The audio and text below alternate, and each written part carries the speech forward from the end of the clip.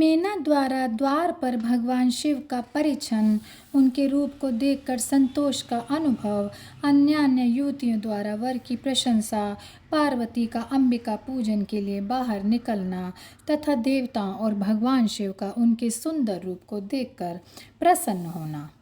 ब्रह्मा जी कहते हैं, नारद, तदनंतर भगवान शिव प्रसन्न चित्त हो अपने गणों, समस्त देवताओं तथा अन्य लोगों के साथ कौतूहल पूर्वक गिरिराज हिमवान के धाम में गए।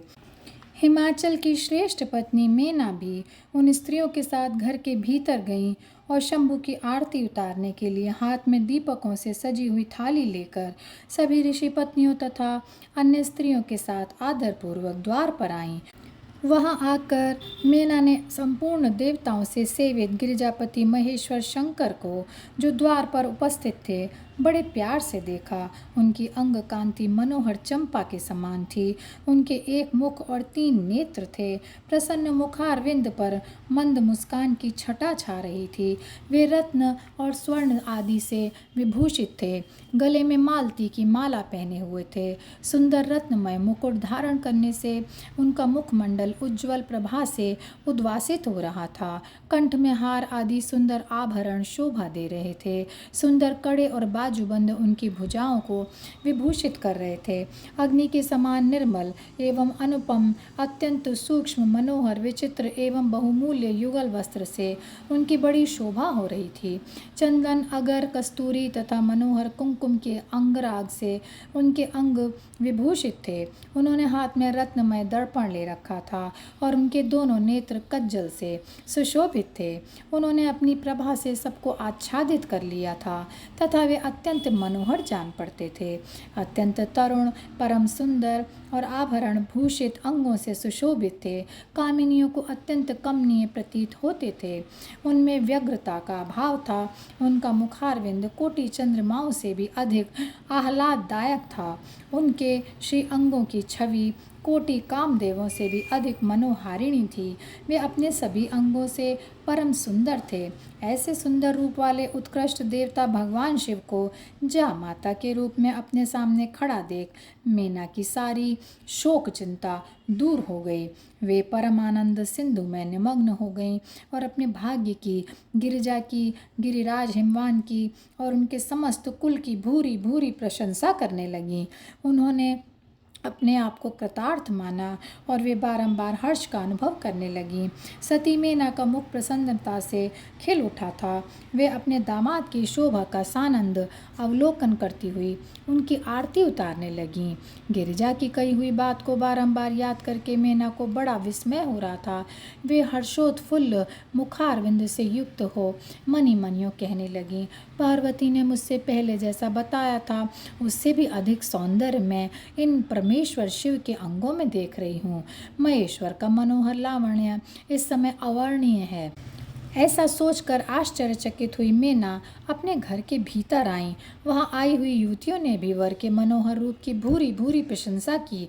वे बोली, गिरिराज नंदिनी शिवा धन्य हैं, धन्य हैं। कुछ कन्याएं कहने लगी, दुर्गा तो साक्षात भगवती हैं। कुछ दूसरी कन्याएं महारानी मेना से बोली, हमने तो कभी ऐसा वर नहीं देखा है और न कभी ध्यान में ही ऐसे वर का अवलोकन किया है। इन्हें पाकर गिरिजा धन्य हो गई। भगवान शंकर का वह रूप देखकर समस्त देवता हर्ष से खिल उठे। श्रेष्ठ गंधर्व उनका यश गान करने लगे और अप्सराएं नृत्य करने लगीं। बाजा बजाने वाले लोग मधुर ध्वनि में अनेक प्रकार की कला दिखाते हुए आदरपूर्वक भांति भांति के बाजे बजा रहे थे। हिमाचल ने भी आनंदित होकर द्वारोचित मंगलाचार किया। समस्त नारियों के साथ मेना ने भी महान उत्सव मनाते हुए वर का परिछन किया। फिर वे प्रसन्नतापूर्वक घर में चली गईं। उसके बाद भगवान शिव अपने गणों और देवताओं के साथ अपने को दिए गए स्थान जनवासी में चले गए। इसी बीच में गिरिराज के अंतःपुर की स्त्रियां दुर्गा को साथ ले कुलदेवी की पूजा के लिए बाहर निकलीं। वहां देवताओं ने, जिनकी पलकें कभी नहीं गिरती थीं, प्रसन्नतापूर्वक पार्वती जी को देखा। उनकी अंग कांति नील अंजन के समान थी। वे अपने मनोहर अंगों से ही विभूषित थीं। उनका कटाक्ष केवल भगवान त्रिलोचन पर ही आदरपूर्वक पड़ता था। दूसरे किसी पुरुष की ओर उनके नेत्र नहीं जाते थे। उनका प्रसन्न मुख मंद मुस्कान से सुशोभित था। वे कटाक्षपूर्ण दृष्टि से देखती थीं और बड़ी मनोहारिणी जान पड़ती थीं। उनके केशों की चोटी बड़ी ही सुंदर थी। कपोलों पर बनी हुई मनोहर पत्र भंगी उनकी शोभा बढ़ाती थी। ललाट में कस्तूरी की बेंदी के साथ ही सिंदूर की बेंदी शोभा दे रही थी। वक्षस्थल पर श्रेष्ठ रत्नों के सारभूत हार से दिव्य दीप्ति छिटक रही थी। रत्नों के बने हुए केयूर, वलय और कंकड़ से उनकी भुजाएं अलंकृत थीं। उत्तम रत्नमय कुंडलों से उनके मनोहर कपोल जगमगा रहे थे। उनकी दंत पंक्ति मणियों तथा रत्नों की प्रभा को छीन लेती थी और मुख की शोभा बढ़ती थी। मधु से पूरित अधर और ओष्ठ बिंब फल के समान लाल थे। दोनों पैरों में रत्नों की आभा से युक्त महावर शोभा देता था। उन्होंने अपने एक हाथ में रत्न जटित दर्पण ले रखा था और उनका दूसरा हाथ क्रीड़ा कमल से सुशोभित था। उनके अंगों में चंदन, अगर, कस्तूरी और कुमकुम का अंगराग लगा हुआ था। पैरों में पायजेब बज रहे थे और वे अपने लाल लाल तलुओं के कारण बड़ी शोभा पा रही थीं। समस्त देवता आदि ने जगत की आदि कारण भूता जगत जननी पार्वती देवी को देखकर भक्ति भाव से मस्तक झुकाकर मीना सहित उन्हें प्रणाम किया। त्रिलोचन शिव ने भी बड़ी प्रसन्नता के साथ कनखियों से उन्हें देखा और उनमें सती की आकृति देखकर अपनी विरह वेदना को त्याग दिया। शिवा पर आंखें गड़ाकर भगवान शिव उस समय सब कुछ भूल गए। उनके सारे अंगों में रोमांच हो आया। वे हर्ष का अनुभव करते हुए गौरी की ओर देखने लगे। गौरी उनकी आंखों में समा गई थीं। इधर कालीपुरी से बाहर जाकर अंबिका देवी की पूजा करने के पश्चात ब्राह्मण पत्नियों के साथ पुनः अपने पिता के रमणीय भवन में लौट आईं। भगवान शंकर भी मुझ ब्रह्मा, विष्णु तथा देवताओं के साथ हिमाचल के बताए हुए अपने नियत स्थान पर प्रसन्नता पूर्वक गए। वहां गिरिराज के द्वारा नाना प्रकार की सुंदर समृद्धि से सम्मानित हुए।